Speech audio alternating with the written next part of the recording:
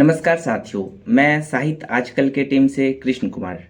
आप अगर हमारे चैनल पे नए हैं तो वीडियो को लाइक, शेयर एंड सब्सक्राइब जरूर करें। दोस्तों, आज हम एक ऐसी बातों को बताने आए हैं जो बहुत ही चर्चा का विषय बन गया है। वो विषय है एनआईएस वाले स्टूडेंट के लिए। एनआईएस वाले स्टूडेंट के लिए एक बहुत ज़्यादा खुशखबरी है। खुशखबरी यह है कि उनको एक और भी मौका मिला है। क्या एनआईएस वाले स्टूडेंट को बीपीएससी 4.0 में मौका मिलेगा? ये एक चर्चा का विषय है। चर्चा का विषय इसलिए बन गया है कि पहले यह जानते हैं कि एनआईएस वाले स्टूडेंट के लिए क्या निकल के आया था सुप्रीम कोर्ट के द्वारा।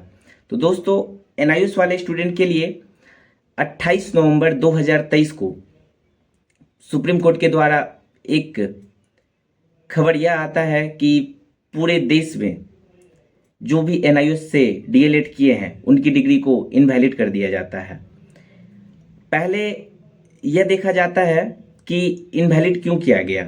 इनवैलिड इसलिए किया गया कि एनआईएस वाले स्टूडेंट जो हैं, सबसे पहले इनको एक इन सर्विस कोर्स वालों के लिए था। इन सर्विस में जो थे, जॉब में जो इन सर्विस में थे, मतलब जॉब में जो पहले से थे उनके लिए था।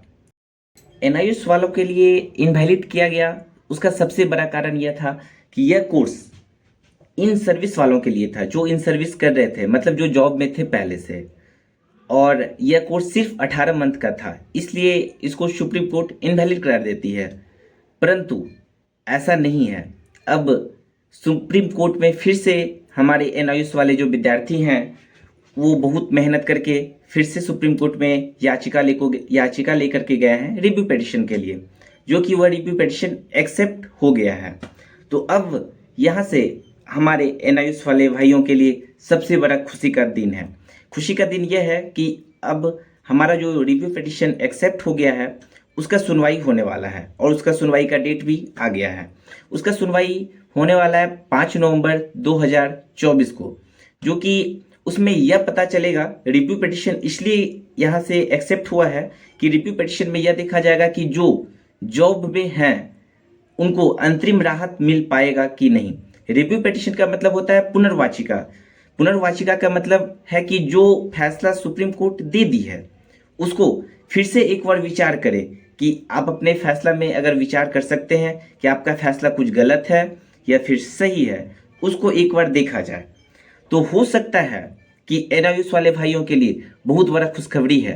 अगर ये याचिका एक्सेप्ट हो गया है सुप्रीम कोर्ट में तो उनके लिए बहुत ही अच्छा है। और यह भी हो सकता है कि जो एनआईएस वाले स्टूडेंट का जॉब लग गया है, मतलब पहले से जो छठे चरण में जो जॉब लग गया है, और एक ही डिग्री से दो तरह का विचार कैसे किया जा सकता है। आपने देखा होगा बीपीएससी टीआरई 1 में जब फैसला नहीं आया था तो फिर जो बच्चा उससे सिलेक्ट हुए थे, अप्रॉक्स करीबन देखा जाए तो 22,000 ऐसा बच्चा है, ऐसे स्टूडेंट है जो बीपीएससी टीआरई 1 में एनआईएस वाले स्टूडेंट का चयनित हो गया है।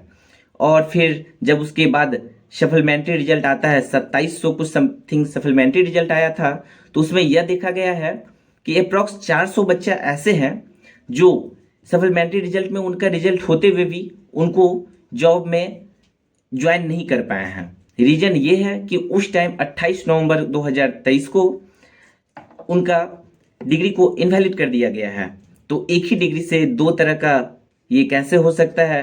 अगर देखा जाए तो हमारे नज़रों से अगर होना चाहिए तो सारे एनआईएस वाले भाइयों के लिए एक तरह का व्यवहार किया जाना चाहिए। और अगर नहीं होता है, अगर यह देखा जाता है कि रिव्यू पिटीशन अगर एक्सेप्ट हो गया है तो उनसे फायदा उनको होगा जो आज छठे चरण से टीचर बन गए हैं एनआईएस वाले स्टूडेंट, और जो बीपीएससी टीआरई 1 के स्टूडेंट हैं जो एनआईएस से थे और उनका जॉब लग गया है, तो उनका जॉब हो सकता है कि सिक्योर हो जाए। और यह भी हो सकता है कि अगर रिव्यू पिटीशन अगर एक्सेप्ट हुआ है उसके बाद यह भी विचार आ सकता है कि जो जॉब में हैं ऑलरेडी, चाहे वो छठा चरण के शिक्षक हो या फिर बीपीएससी टीआरई 1 के शिक्षक हों, उनके लिए भी जॉब से हाथ धोना पड़ सकता है। तो यह विचार अब हमारे 5 नवंबर 2024 को पता चलेगा सुप्रीम कोर्ट के द्वारा कि क्या ही आता है फैसला। अगर फैसला यह आता है कि इनको अंतिम राहत दिया जाए, मतलब जो जॉब में है उनकी जॉब को सिक्योर किया जाए, तो ये बहुत ज़्यादा अच्छा है।